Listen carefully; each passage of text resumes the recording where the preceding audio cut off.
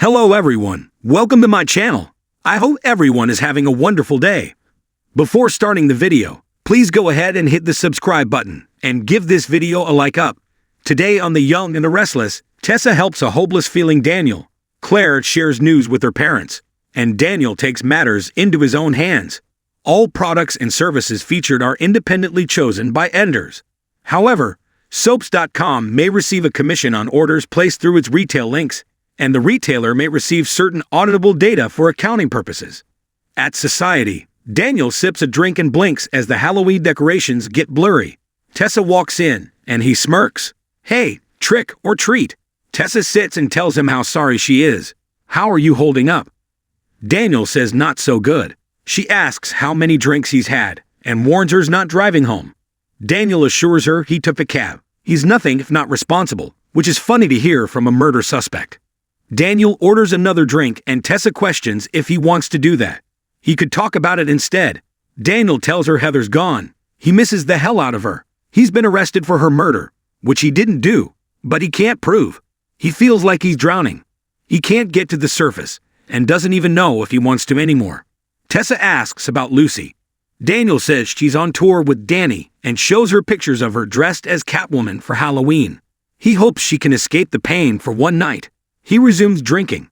Tessa says the pain will still be there in the morning, and he'll have a crushing headache too. Daniel chuckles. Tessa decides he needs a sober-up burrito. Daniel agrees to try it. Kyle and Summer enter the Abbott house with Harrison, who is dressed as a ghost. They laugh about a witch blowing out of a tree and making Summer scream. Harrison gets sent upstairs to change and Summer tells Kyle tonight was a really nice escape. I'm glad we could do this as a family. Kyle smiles. I am too. Summer thanks her ex for tonight. It was nice to do something fun and normal, and not have to think about Daniel's situation. Kyle's there if she needs to talk about it. She says it's been hard.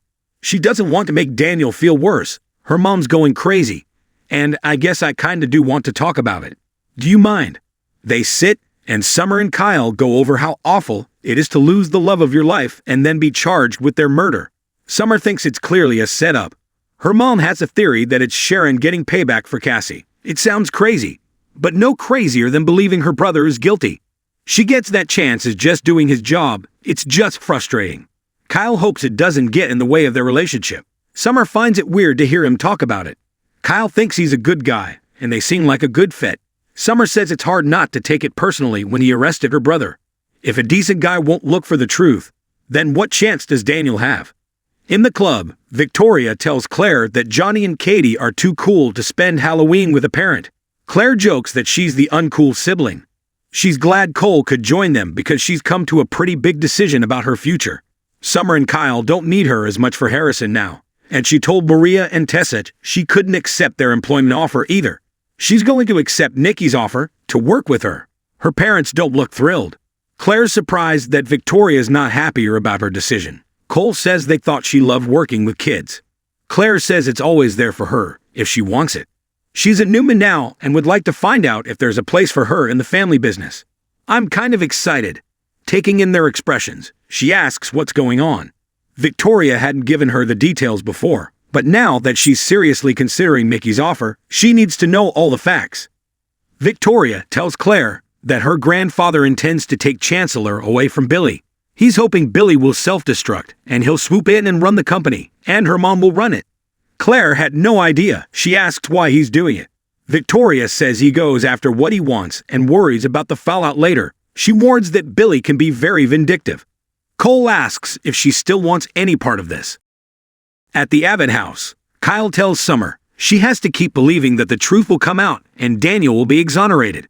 Emotional, Summer says it seems everything is stacked against him right now. He could go to prison. Kyle learns Christine is his lawyer and is optimistic. Summer gripes about her and her mother hating each other. Kyle thinks Phyllis should get over it. Look at them. They agree they're living proof that anyone can get along. Summer thinks he's good at the pep talk thing. Kyle hopes it's helping. She says it is. She just wishes they could give some of it to Daniel.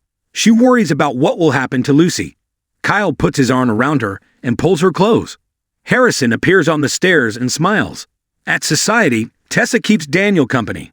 He chuckles about her giving him advice about Summer's custody case. She doesn't remember what she recommended. And neither does he. Daniel knows if it was heartful and wise. Like mind your own business. They also had a contest to see who had the more dysfunctional family. Tessa will keep it for now. She believes he's innocent. Daniel laments that he didn't see any of this coming. Tessa shows Daniel photos of Aria dressed up as a princess for Halloween. He muses that he used to love Halloween. Heather would go all out. It was one of her favorite holidays. Now, it reminds him that she's gone. Tessa confides she has a soft spot for old monster movies. When the lights go on, everyone's safe. Daniel thinks it would be nice if life worked that way. Tessa suggests he help her pack up the scary decorations. Daniel decides he's in, so she starts showing him where the boxes are kept. At the Abbott house, Harrison joins his parents on the sofa and picks out some candy from his bucket. The boy offers them some candy too. They laugh at him, limiting them to 2 pieces each. Summer wants the lollipop Kyle chose, so they trade.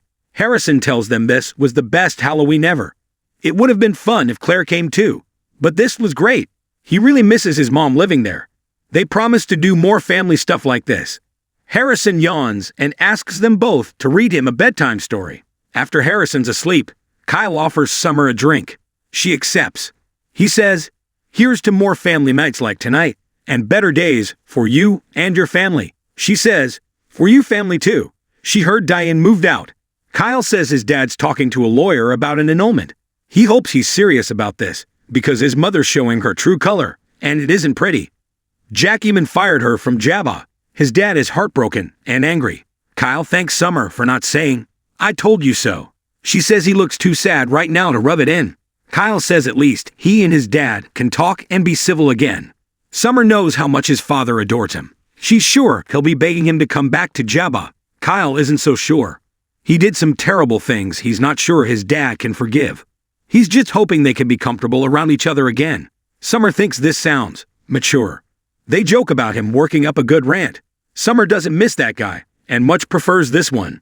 At Society, Daniel tells Tessa how good it feels to get rid of all monsters. Tessa hopes he's not going to make a habit of drinking the grief away. She's tried it. It doesn't work. Daniel just wanted to feel numb and try to forget, but that's impossible. He hasn't even had a chance to process the fact that Heather is gone, and he'll never see her again. She was a good person. Someone murdered her. The last person she saw was the one who killed her. That's the real monster. Tessa's sure he'll be cleared, and the real killer will be punished. Daniel's skeptical. Tessa tells him the decorations have all been put away. "How do you feel?" Daniel squints. "Better." Tessa thinks that's a start. They sit as Daniel eats his burrito, and Tessa tells him that what happened to Heather was tragic, and what's happening to him is beyond unfair. But he'll beat these charges. When he does, Lucy will lead all of his support and love, and he needs to be there for her. Daniel thanks her for everything. He came there tonight feeling beaten down and hopeless. He doesn't feel that way anymore. It's given him some hope, and maybe even a plan. At Society, Victoria just wants Claire to have the facts. She's lived through many battles, but she hasn't. Claire grins. Maybe this is her baptism by fire. Cole and Victoria aren't amused. They tell her she doesn't have to prove herself, and no one will think less of her if